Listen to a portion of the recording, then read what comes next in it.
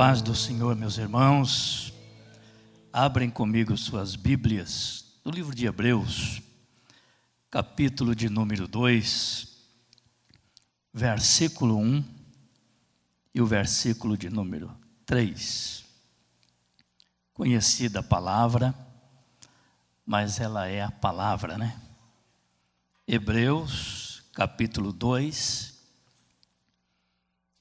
apenas 2 versículos da Bíblia, o verso 1 e o verso 3, que nos diz: portanto, convém nos atentar com mais diligência para as coisas que já temos ouvido, para que em tempo algum nós desviemos delas.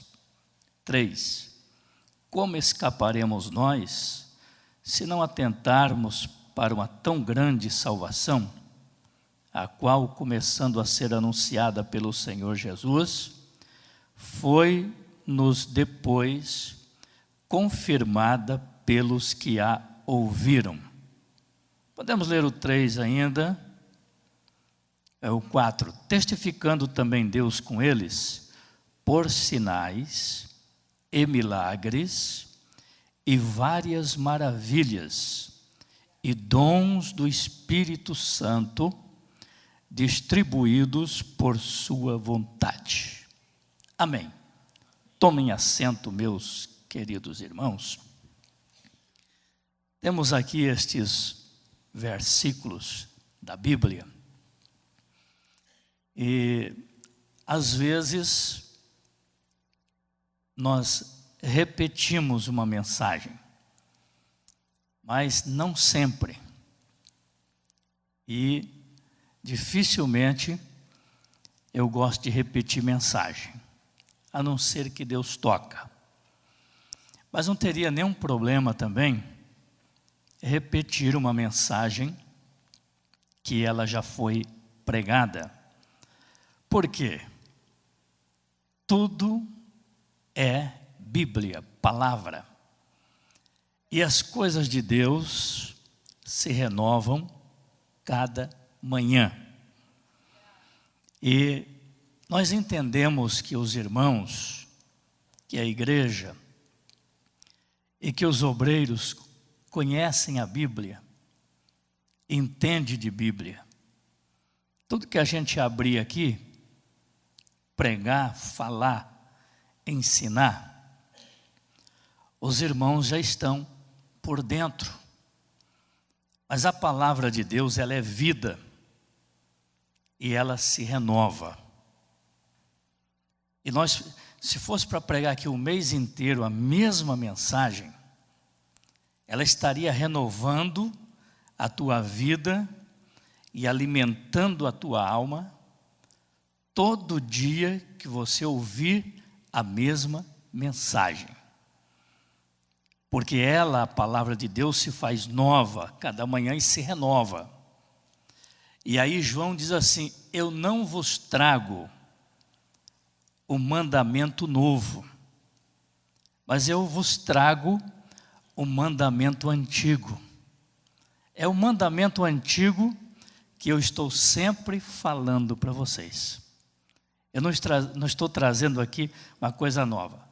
Eu não sei, às vezes eu fico pensando assim: será que se os apóstolos estivessem hoje aqui pregando, ensinando, será que os irmãos iam suportar?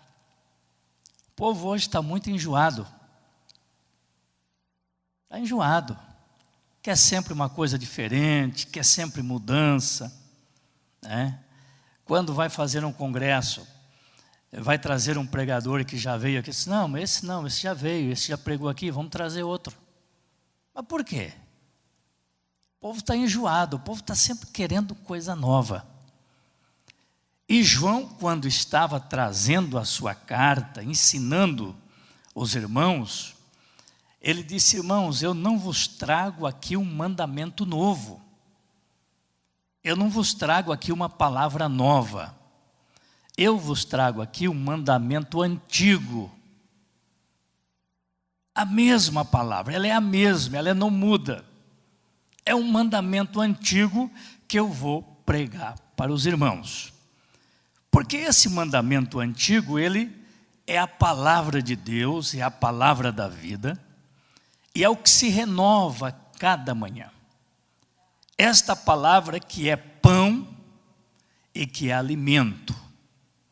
Essa palavra que é vida e vida abundante para aqueles que ouvem com o coração aberto, recebe e a sua alma come este pão de Deus, que é a palavra viva e a palavra da vida, e a sua alma, ela será saciada pela palavra, e a tua fome, ela será suprida pela palavra, que vai satisfazer o anseio da alma. E como água também, ela vai matar a sede do sedento, daquele que está com sede. Aí Paulo, ele vem falando, escrevendo na sua carta, que toda a Escritura, ela é divinamente inspirada por Deus. Toda a Escritura. Às vezes alguém, em suas definições teológicas, e alguns críticos, e até lideranças de alto gabarito, de alto nível teologicamente, mas com seus pontos de vista, às vezes, não, mas isso aqui foi lá para aquele tempo, para aquela época lá, Deus falou isso por causa disso e disso lá, que estava acontecendo essa situação lá tantos mil anos atrás. Mas não interessa, você prega esta palavra e ela surtirá efeito agora na tua alma, no teu coração, na sua vida. Por quê? Ela é divinamente inspirada por Deus. É o que o apóstolo está dizendo, que toda a Escritura é divinamente inspirada por Deus. E olha, proveitosa, toda ela, proveitosa para ensinar, para redarguir, para corrigir e para instruir o homem de Deus, o homem comum, qualquer pessoa, trazer ele pelo caminho, pela palavra. Por quê? Ela tem a sua inspiração divina. O Espírito de Deus inspirou esta palavra, ela é divina, ela é inspirada. Por isso que ele está dizendo que toda a Escritura, ela é inspirada, ela tem uma inspiração divina, ela é apta, ela é proveitosa, ela ensina o homem, ela ensina a mulher como viver, como andar, como proceder-se diante de Deus, achando o caminho. Por quê? Também nesta palavra que tem a inspiração, principalmente aqueles que já vieram para Jesus, conforme diz a Bíblia, tendo nele Jesus também crido, recebestes o Espírito Santo da promessa. Ele está em vós. E aí João está dizendo que ao receber Jesus, nós recebemos a unção do Santo. E a unção do Santo está em nós. O crente mais simples da igreja e até analfabeto, que recebeu esta unção, que recebe esta unção, quando recebe Jesus, ele e ela fica sábio. Ele e ela fica inteligente. E muitas vezes não precisa perguntar nada para ninguém, porque a unção de Deus está nele. Ele já conheceu a palavra, que ela é inspirada. Ela alavancou a sua vida pela graça de Deus, pela promessa divina, regenerando aquela pessoa que veio para Jesus e recebeu de graça a salvação. E ali recebe o Espírito Santo da promessa. Passa a entender com clareza o caminho do céu. Por isso que João disse: vós recebestes a unção do Santo, sabeis tudo, Olha, voltando ao que eu já disse, qualquer pessoa analfabeta que conheceu Jesus, foi ensinado, instruído pela palavra, recebeu o Espírito Santo da promessa, ele ficou inteligente, caiu a cegueira, passa a entender tudo de Deus, principalmente as questões básicas, as questões diárias do dia a dia, como deve fazer para ir ao céu, como deve fazer para andar com Deus. Por quê?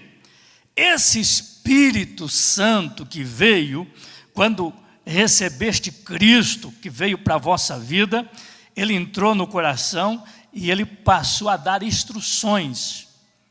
Ele abriu o caminho da espiritualidade para a pessoa compreender qual é o propósito divino. Bendito seja Deus. E o que nós lemos aqui nesta noite, o escritor aos Hebreus, que inspiradamente escreveu este livro com uma inspiração muito grande. Eu às vezes estou lendo Hebreus, eu estou chorando em cima da Bíblia. Às vezes eu estou lendo Salmo, eu estou chorando em cima da Bíblia. Às vezes eu estou lendo as cartas de Paulo, eu me arrepio e começo a chorar em cima da Bíblia. Por quê? Porque ela é inspirada por Deus.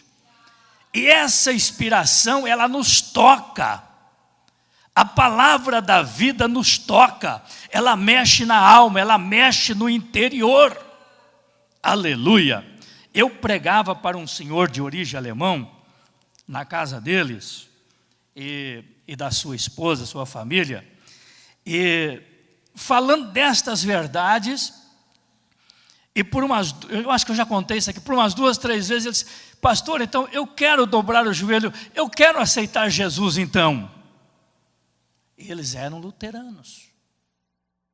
Eu disse: não, aguarda, eu preciso explicar mais para vocês concernente à salvação.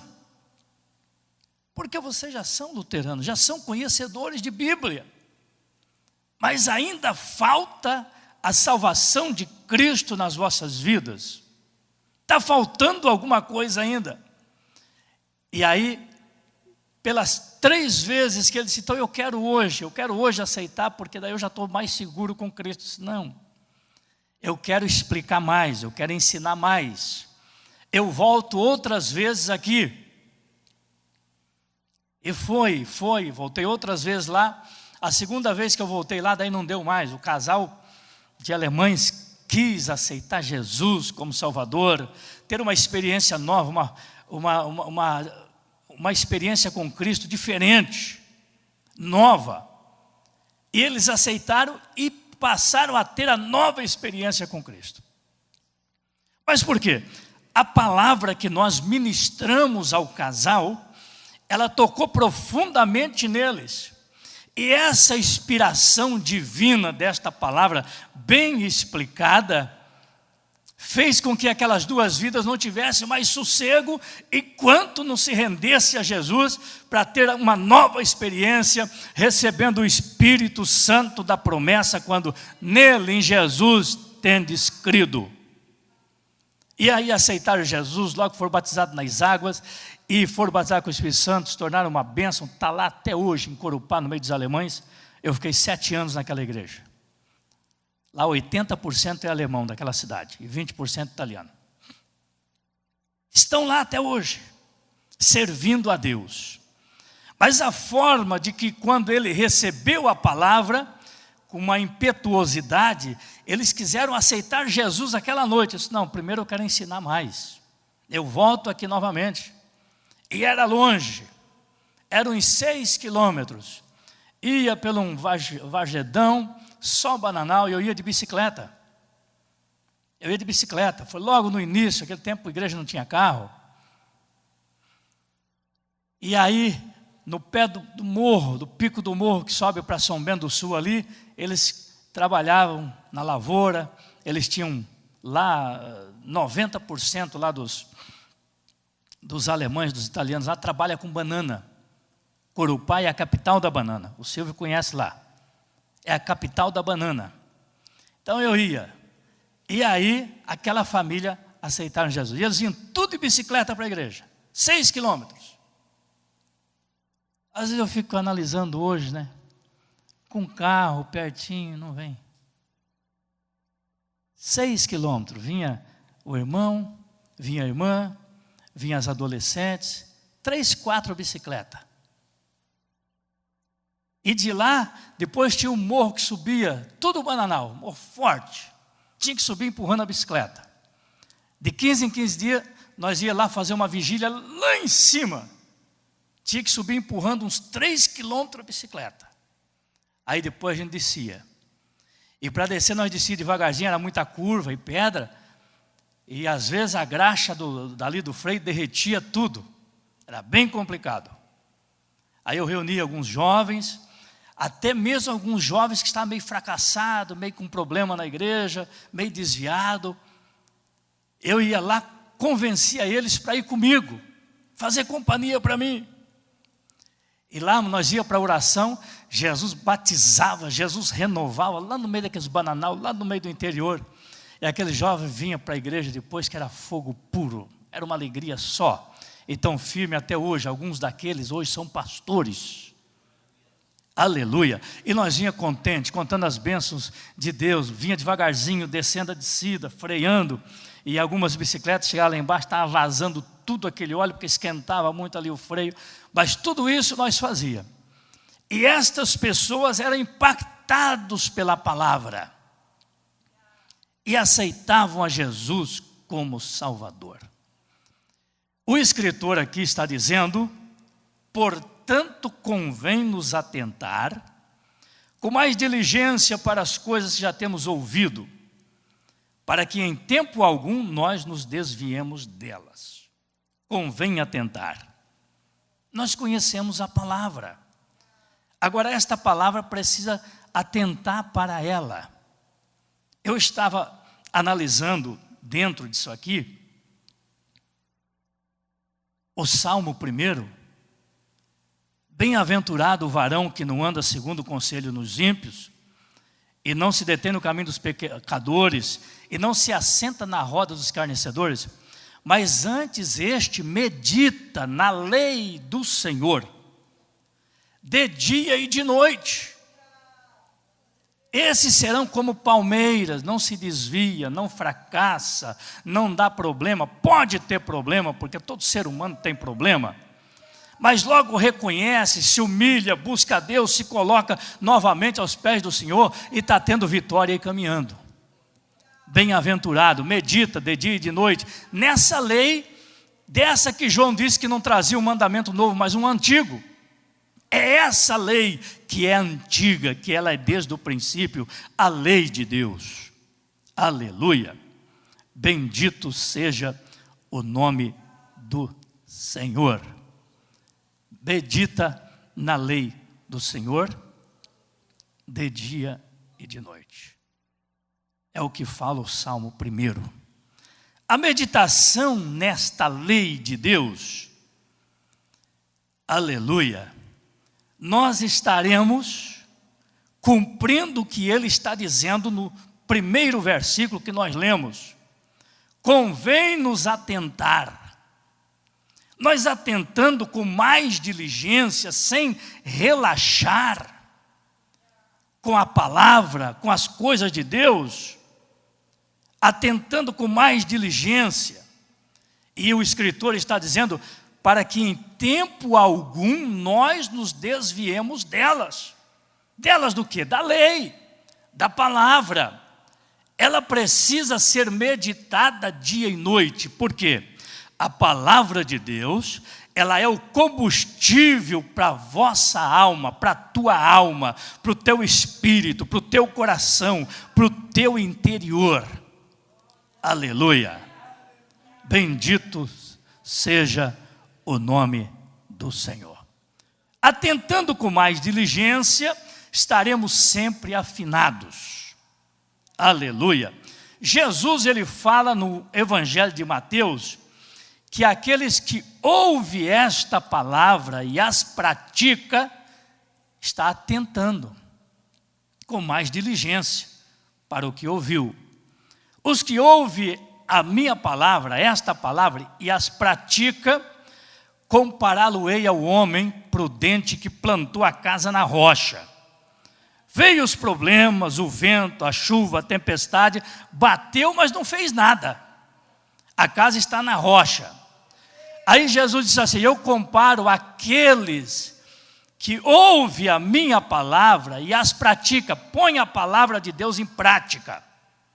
Faz cumprir a palavra de Deus na nossa vida, isso é, colocando a palavra de Deus em prática. O Salmo 90 está dizendo que a sua palavra, ela é escudo e broquel. Ela é o escudo que nos blinda, que está à nossa frente.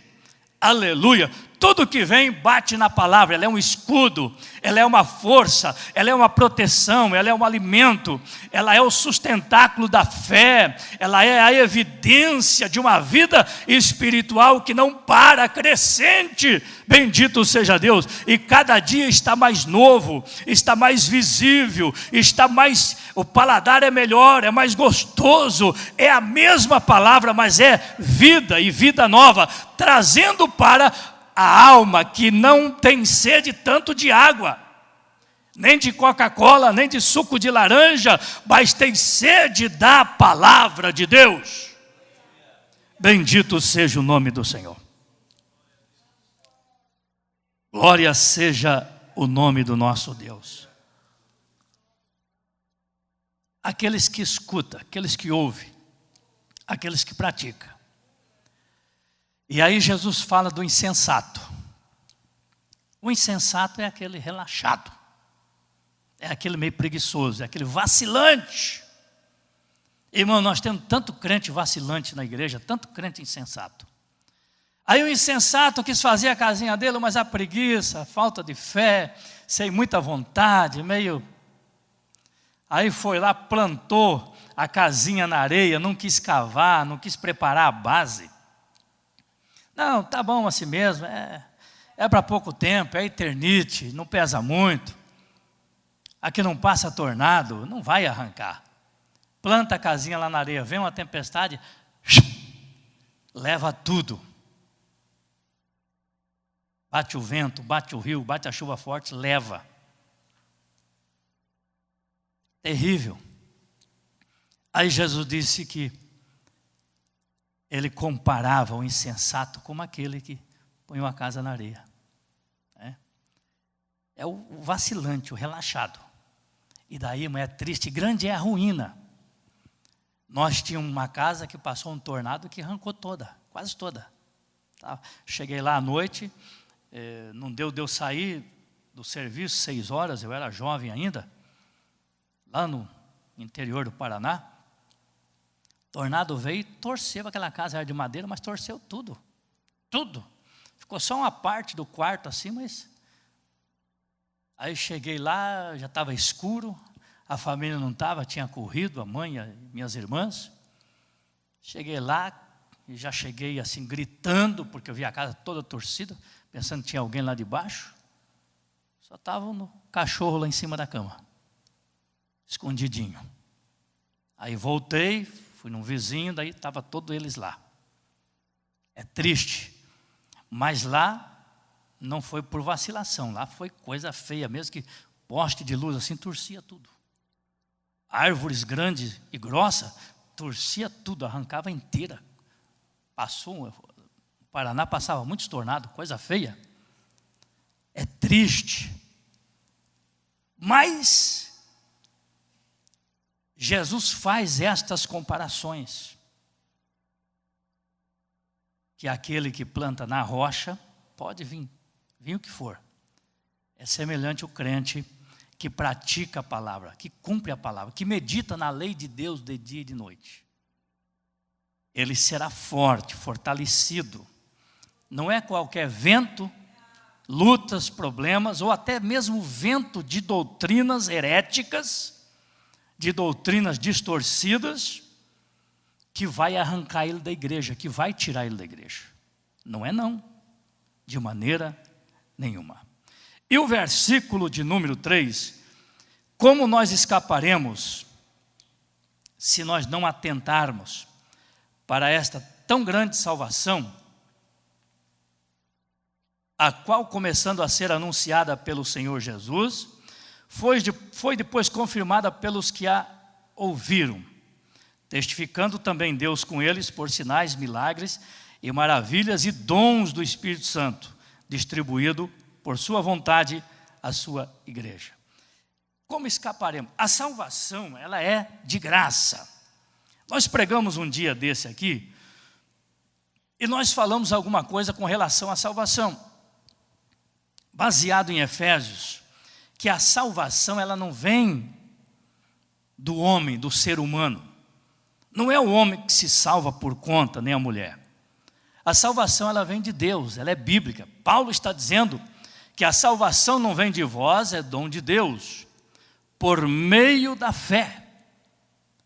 É pela fé que você recebe Jesus. É pela fé que você aceita Jesus. Você ouviu a palavra, creu, recebeu Jesus. Recebeu Jesus, recebeu a salvação. Ele é o príncipe da salvação e da redenção da nossa alma. Ele é a propiciação dos nossos pecados, é Ele. E quando ouvimos e cremos e aceitamos, a salvação ela entra dentro de nós. Passamos a ter a certeza. Se alguém não tem, ora um pouquinho mais que Jesus vai dar, Jesus vai trabalhar. Às vezes, nós entendemos que algumas pessoas ficam assim meio duvidoso. Mas uma hora Jesus vai te dar um sinal. Uma hora o Espírito Santo vai te dar um sinal, Ele vai falar contigo. Porque o nosso Deus, Ele é vivo, Ele faz coisas maravilhosas. A salvação, ela vem, a pessoa passa a ter mais segurança, mais convicção, mais certeza, porque ela passa a estar na pessoa. Paulo, escrevendo a sua carta aos Coríntios, se não estou equivocado, ele está dizendo que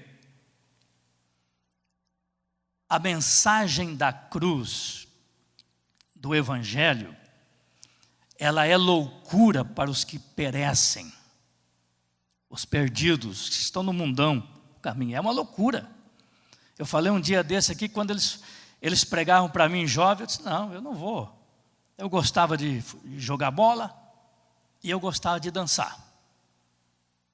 Eu disse, mas aí não pode. Eu tenho 19 anos, daí se eu ficar crente eu não posso mais dançar. Eu não posso mais jogar bola. Não dá, eu vou deixar para quando eu tiver 60 anos. Aí eu não preciso mais jogar bola, porque não dá também, as juntas estão meia dura. E também dançar, depois aí acabou-se. Então eu vou deixar, quando alguém falava alguma coisa para mim, depois dos 60 anos, então a gente aceita Jesus, que eu já estou entendendo que esse é o caminho. E que Jesus é a salvação, mas agora não dá. Eu jogo na empresa, jogo na Tupi, Joinville. Como é que eu vou largar tudo isso? Não dá. Tenho compromisso com os meus amigos, porque aquele tempo era aquele evangelho que eles pregavam, o evangelho de não dar e não pode, nada pode. Eles começaram pregando o evangelho assim. Não, aí você tem que deixar isso, deixar isso. Eles não falavam de Bíblia, da salvação, do amor de Jesus para a pessoa ser salvo. Já começava querendo doutrinar o ímpio, o pecador, dizendo que não podia. Aí a pessoa que está mergulhado naquilo, não tem graça de Deus, como que vai largar? Não tem forma, não tem como. Agora, se levar a palavra, como eu levei para muita gente, eu levei a palavra para traficante, para viciado em droga. Eu nunca disse que ele tinha que deixar as drogas e deixar de ser traficante. Nunca falei, em momento nenhum falei. Eu dizia que Jesus o amava. E que Jesus morreu, ressuscitou, está no céu, mas Ele enviou o Espírito dEle. E se ele aceitasse Jesus como Salvador, o Espírito Santo viria para o seu coração, entraria nele, mudaria a sua vida, transformaria ele em outra pessoa, sem ele fazer força. É uma questão de crer e ter fé. Quando eu cheguei, ele disse, não, o senhor pode me visitar, mas eu não vou ficar crente não. Não, Não. Eu vim aqui dizer que Jesus lhe ama, fazer uma visitinha para você, orar com você. Mas ele já me interceptou na hora. Aí eu fui falando, dei o meu testemunho, como Jesus me salvou e tal. Fui entrando, foi 2 horas. No final de 2 horas ele disse, eu quero aceitar Jesus então. Agora, o senhor ora por mim? O senhor ora por mim que eu quero agora aceitar Jesus como meu Salvador. Dobrou o joelho no meio da sala, aceitou Jesus. Hoje é pastor, irmão. Era traficante da pesada. Era terrível. Consumia todos os bens que a família tinha. Queimava em cocaína, em tudo. Terrível. Dei assistência, Jesus mudou a vida daquele jovem. Hoje ele é pastor, hoje ele é mestre na Bíblia. É doutor na palavra. Aleluia. E ganhamos toda a família que era carola. A igrejinha com a santinha morava na casa deles. Era a mãe dele que era responsável pela igrejinha, com todos os bonequinhos ali ao redor. Deus fez uma obra muito grande. Mas em momento algum eu disse que eu tinha que largar do tráfico, deixar de usar coca. Nunca falei. Mas Jesus começou a trabalhar porque eu levei o Cristo vivo, de uma forma convicta, aquele jovem que disse, não, eu não vou, o senhor pode me visitar, orar por mim, mas eu não vou ficar crente. Disse, não, fica tranquilo, fica em paz. Jesus te ama da mesma forma, e Ele quer te salvar. Olha, foi uma coisa muito bonita, e Jesus entrou naquela família. E aquela família trouxe outras famílias para Jesus. Estão firmes até hoje. Bênção de Deus. Então a salvação, ela é um dom de Deus, não vem da pessoa. Aleluia. Ao falar de Jesus, que é o salvador da alma para aquele moço, ele aceitou. Ele creu e aceitou. Jesus entrou nele e mudou. Por isso que Paulo, que a salvação não vem de vós, é um dom de Deus. Não vem das obras para que ninguém se glorie. O Cornélio, a Bíblia diz que Cornélio dava esmola, dava dízimo, dava oferta, jejuava, era um homem bom, mas ele ainda não era salvo.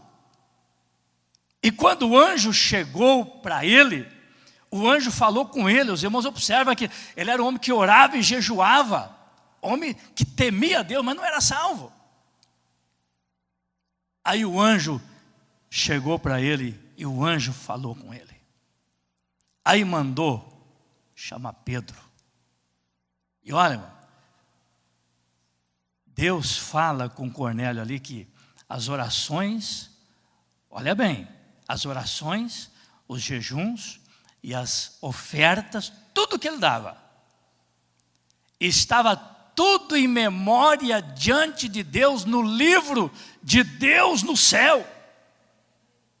Mas ele ainda não era salvo. O anjo teve que aparecer, mandou chamar Pedro. Pedro vem ali, Cornélio reúne a família e Pedro começa a falar de Jesus, da salvação, do amor de Deus. A família recebe Jesus e o Espírito Santo caiu sobre eles, foi derramado sobre eles e toda a família foi cheia. Oh glória! Então a salvação, ela não vem do homem. Nós não estamos aqui porque nós éramos bons, porque o Natan falou várias coisas aqui domingo e ele disse, é porque o amor de Jesus, o amor de Deus, e é verdade. Quanta gente boa aí fora, que ainda não é salvo, não conheceu Jesus, e quanta gente que não valia nada, era perverso. Jesus encontrou eles e trouxe. Deu esta salvação de graça para eles, hoje eles são salvos. São libertos por Cristo, não valia nada, ninguém dava um vintém. Hoje estamos aqui, né? Um dia alguém disse, opa, lá na sua igreja tem tanta gente ruim. Uns caras aí que me devem, são velhacos e tal, são uns estragados, uns complicados. Eu disse, meu filho, a tua igreja estragou tanto essa gente lá, eles vieram tão estragados de lá da sua religião, que vai levar tempo até Jesus farquejar eles, polir eles, vai levar 10, 15 anos. Ele já recebeu o evangelho, mas vai tempo. ficou tão estragado lá com vocês na idolatria lá. Agora vai muitos anos, Jesus já entrou neles, ele já deixou do álcool, já deixou do cigarro, já deixou de tanta coisa ruim, de roubar. Mas agora vai mais alguns anos para eles deixar de ser velhaco, vai demorar um pouquinho. Estão sendo ensinados e farquejados por Jesus, pela palavra, pelo Espírito. Às vezes tem que ter uma palavra assim, porque eles falam isso aí para zombar da gente. Em Canelinha, quando eu assumi Canelinha, irmão Valmir Orsi, era auxiliar da igreja, um italiano, empresário e prefeito da cidade. Um dia ele chegou lá, tinha muitas mercearias, chegou lá e a senhora veio com um cadernão. Ô prefeito, irmão Valmir, é o seguinte, tem vários irmãos da sua igreja que devem aqui, está no caderno e não me paga. Mas ela falou para alfinetar ele. Falou na frente de uns 2, 3 lá, ele disse, Dona Maria, vamos fazer o seguinte, eu pago todas as dívidas dos meus irmãos que estão aí no caderno que eles não pagaram. Faça um trato com a senhora. Eu pago todas as dívidas dos meus irmãos que estão aí no caderno. Se a senhora perdoar todos os católicos que a dívida deles está aí no caderno, eu faço esse trato com a senhora. Eu pago toda a dívida deles, mas só tem que perdoar os seus irmãos que estão aí no caderno também não pagam, são velhaco. Aí ela gelou, ela não teve mais palavra, e ele era um italiano de autoridade, de sabedoria, foi uma bênção de Deus. Hoje ele é morto, muito, meu amigo. Quando eu mudei de Santa Cecília para Canelinha, ele foi lá em Santa Cecília com a esposa, porque eles já me conheciam, da região ali, já tinham pregado naquela igreja. Foi uma bênção de Deus, um prefeito muito abençoado. A cidade cresceu muito, homem honesto, homem correto, italiano do bom. E aí ela ficou pasmada, disse, seu Romero, bem que é verdade, olha aqui, ó, quantos irmãos católicos também que estão aqui não pagam 6 meses, 8 meses. Mas ele fechou a boca. Mas irmão, a gente usa às vezes esses termos, mas a Bíblia diz assim que aquele que furtava, agora estando em Jesus, não furta mais. O que roubava, não rouba mais. O que mentia, não mente mais. Agora nós temos uma nova vida em Cristo Jesus. E deixando Jesus trabalhar na nossa vida, Ele muda o caráter da pessoa. E o cristão tem que ter o caráter de Cristo. Pode até falhar. Falhar qualquer um falha. Mas nós temos que ter caráter, nós temos que ter palavra. Aleluia. E principalmente conhecendo.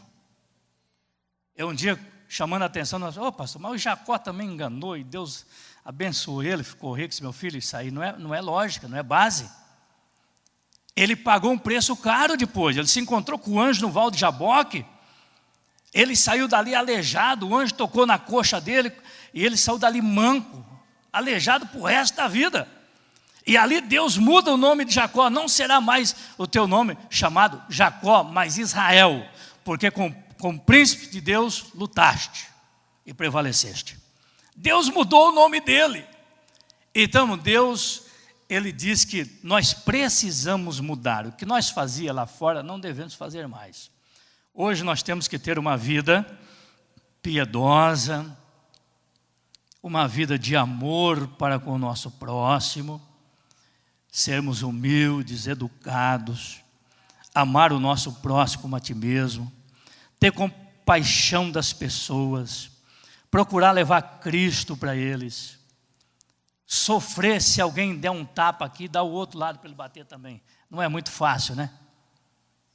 Não é muito fácil, mas a Bíblia manda fazer isso, que demonstra o amor.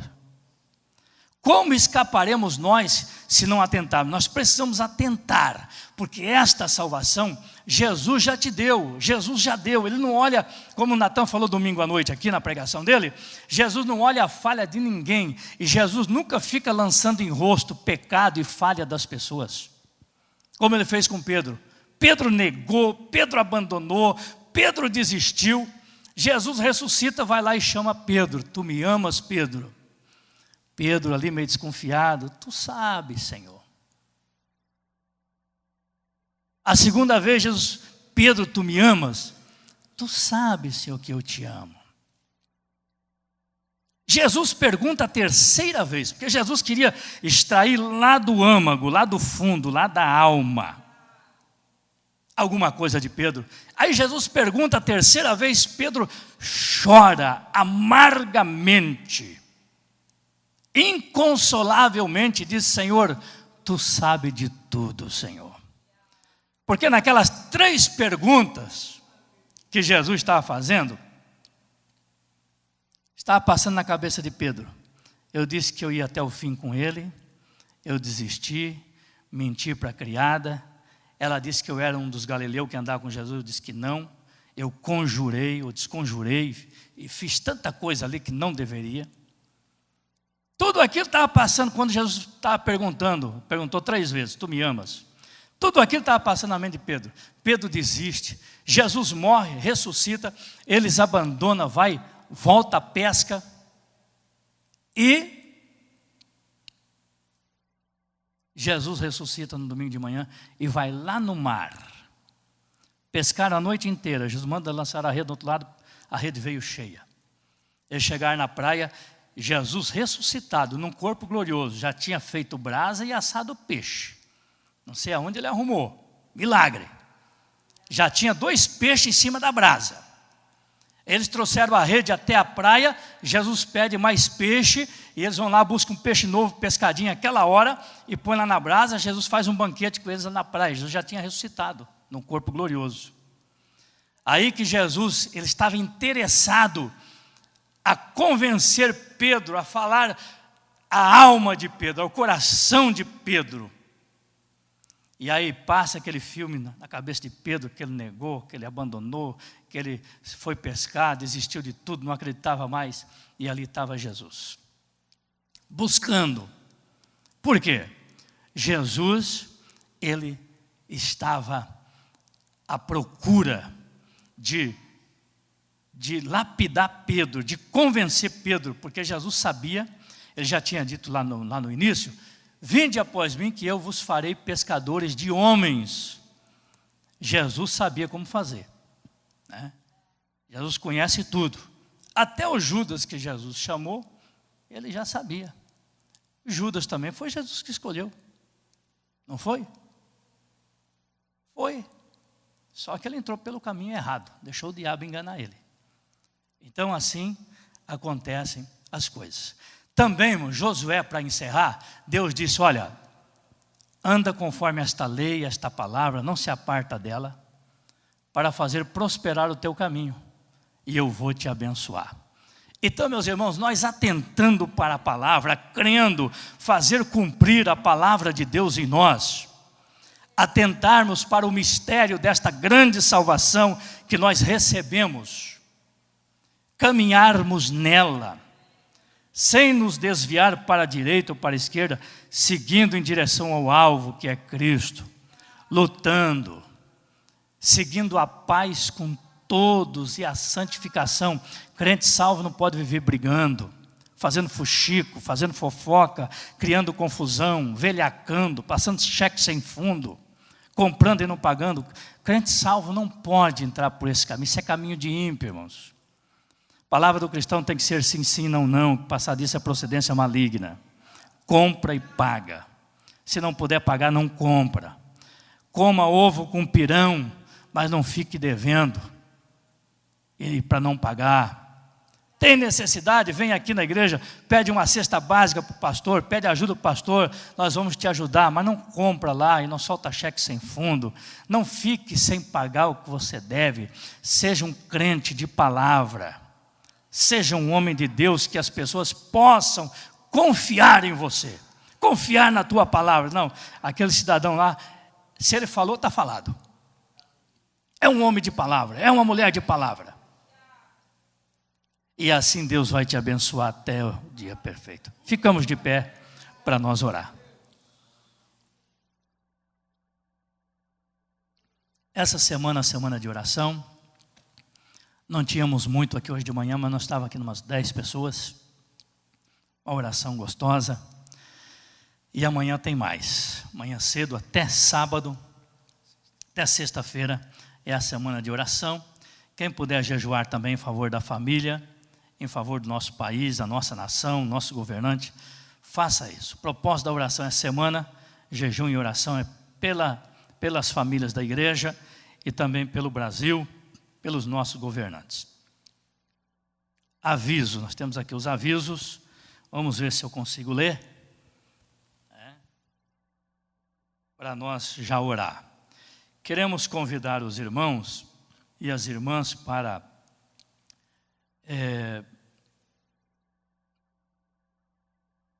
para orarmos juntos por nossa nação, das 22 às 23 hoje à noite, é isso? O Josias que está assumindo esse compromisso, né? Hoje à noite já começa. É aqui na igreja, Josias que assina. Se alguém quiser, vai em casa e depois volta. Tem quase uma hora, ainda dá de tomar um café, um chimarrão, né? E vir orar mais uma hora. E amanhã cedo também das 8 às 9. Quinta-feira à noite o grande culto com o irmão Márcio.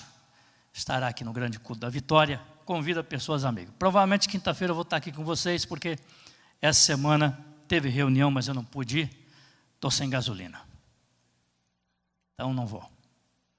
Talvez quinta-feira à noite vou estar aqui. Certo? Domingo de manhã, escola dominical, com consagração também. E à noite, o grande culto de Santa Ceia, domingo à noite. Amém? Vamos então orar. Tem algum aniversariante? Queremos orar por você. Tem algum enfermo que precisa da unção com óleo? Pode vir à frente se tiver. Nós queremos orar por tua vida. Creia que você está em Deus e que tu é filho de Deus, filha de Deus, e que o Senhor está com as suas mãos estendidas. Amém? Desça até ali para ungir os enfermos. A senhora quer oração? Também? Vamos orar por ela e para Jesus abençoar. Nosso Deus e nosso Pai, oramos neste momento, Senhor, pelas irmãs que estão aqui à frente, por todos os irmãos que precisam da ajuda de Deus, que necessita de um milagre, Senhor. Entra com providência na vida de todos, abençoando, prosperando, dando vitória, Senhor, prosperando suas vidas, seus caminhos, ó Deus, fortalecendo, animando, acrescendo a fé de cada um, libertando dos males, Senhor. Estas duas irmãs que estão aqui à frente, enferma, repreende este mal. Na autoridade do teu nome, Jesus, eu repreendo toda a força do mal, da doença, da peste, pelo poder do sangue de Jesus. Dá vitória a todos, é o que nós te pedimos, em nome de Cristo. Amém, Jesus, amém. Glória a Deus.